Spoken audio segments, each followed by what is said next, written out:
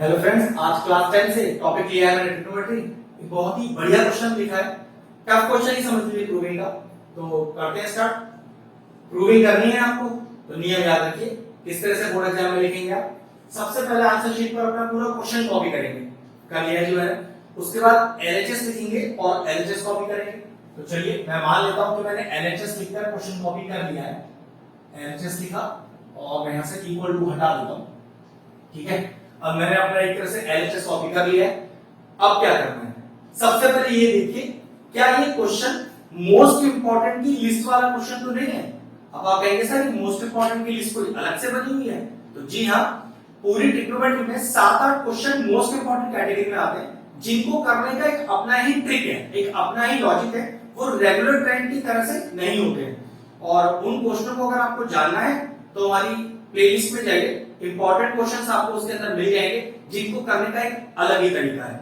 ये उस important question की लिस्ट में नहीं है, तो ऑब्वियसली इसको करने का कोई एक पेटेंटेड मेथड नहीं है, बस सारे क्वेश्चनों की तरह से सॉल्व करेंगे। तो नियम ये है कि अगर ये क्वेश्चन वेरी इंपॉर्टेंट के क्वेश्चन की लिस्ट में नहीं आता है तो कुछ मत कीजिए, सारी टर्म्स को साइन और कॉस की टर्म में खोलने की कोशिश करें। अब आप कहोगे सर ऑलरेडी क्वेश्चन पूरा साइन कॉस की टर्म में खुला ही हुआ है, तो कुछ करने की जरूरत नहीं है, सॉल्व कीजिए, एलसीएम लीजिए, रैशनलाइज कीजिए, कुछ भी करिए, लेकिन अब और आगे कुछ नहीं करना, क्योंकि ऑलरेडी क्वेश्चन साइन कॉस में खुला हुआ है। तो ध्यान से देखो, दो फ्रैक्शन नंबर के बीच में प्लस, दो फ्रैक्शन नंबर के बीच में माइनस, तो गारंटीड है कि यहां मुझे एलसीएम लेना पड़ेगा। और ध्यान रखिएगा ये दोनों ब्रैकेट के बीच में मल्टीप्लाई है, एक ब्रैकेट अलग सॉल्व होगा, एक ब्रैकेट अलग सॉल्व होगा, और फिर इनमें लास्ट में जाकर कुछ मल्टीप्लाई हो जाएगा। ठीक है, चलिए तो सबसे पहले एलसीएम लेते हैं।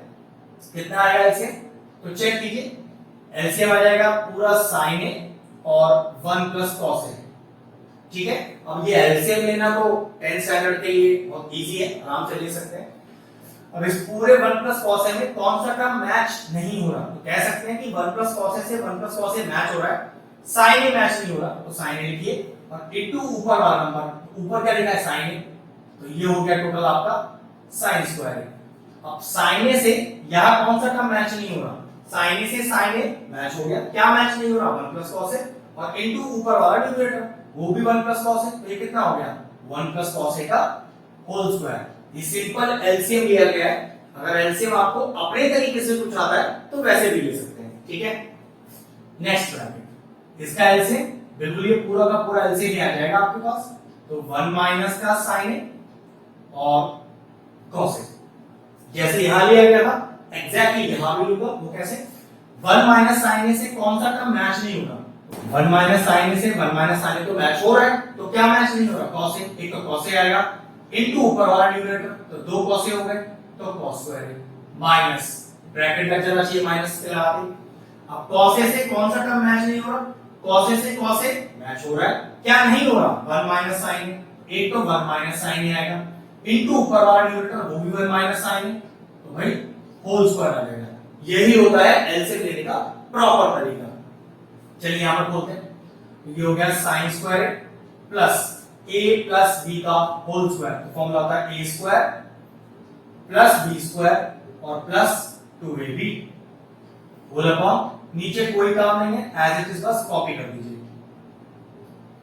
ये लीजिए सेम उसी तरह से वहां पर भी cos स्क्वायर में तो कुछ नहीं कर पाएंगे आप, माइनस लगाकर चेक करिए 1 माइनस साइन a का होल स्क्वायर, तो a माइनस b का होल स्क्वायर, तो a square plus b square minus का 2ab whole upon 1 minus sine A as it is लिख दीजिए और cos A as it is लिख दीजिए।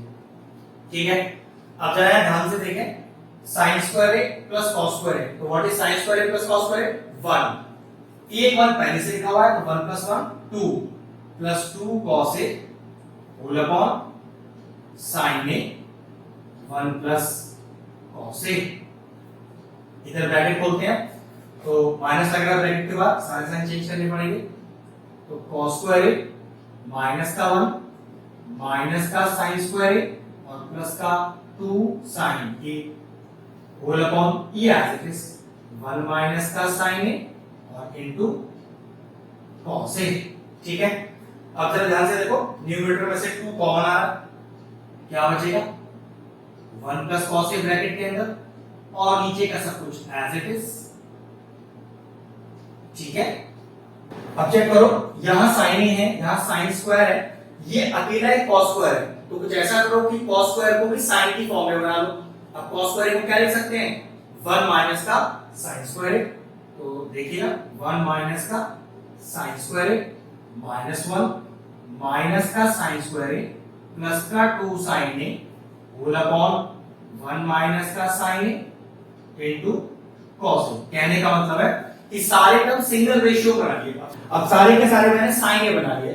अगर मान लो सारे कॉस बनने में फायदा होता तो मैं फिर क्या करता, सबको कॉस बनाने की कोशिश करता। अगला स्टेप देखो, ये 1 plus cos A 1 plus cos से कट गया, तो क्या बचा 2 अपॉन साइन ए। पहला ब्रैकेट तो बिल्कुल सॉल्व हो ही चुका है।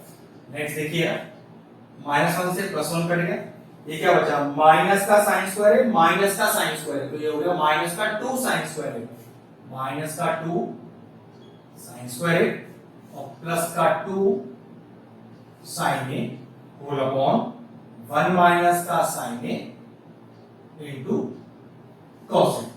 अब इसका कुछ नहीं हो सकता, अभी इसे तो आप डायरेक्टली कॉपी कर दीजिए, मेन सारा काम तो सेकंड ब्रैकेट में रह गया।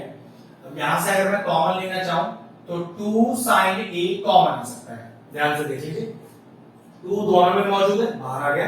यहां 2 साइन ए है, यहां सिंगल साइन है, तो एक साइन बाहर आ गया, तो अंदर क्या बचा, देखो ये 2 बाहर है और 2 में से एक साइन बाहर है, तो एक साइन रह जाएगा और एक माइनस रह जाएगा, तो माइनस का साइन 2 और साइन ए दोनों के दोनों बाहर है, तो पक्की बात है बचेगा 1 और plus sine as it is.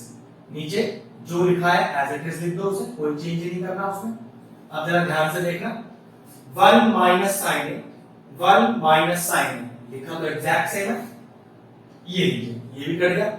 और देखिए जरा, ये साइन ए से ये वाला साइन ए कट गया, क्या बचा 2 2 जा 4 अपॉन cos ए, और cos का रिवर्स कितना होता है sec ए, 4 sec ए। चेक करो क्या नाम था RHS में, 4 sec ए नाम था, तो लिखा मैंने is equal to RHS। Proof तो हो गया।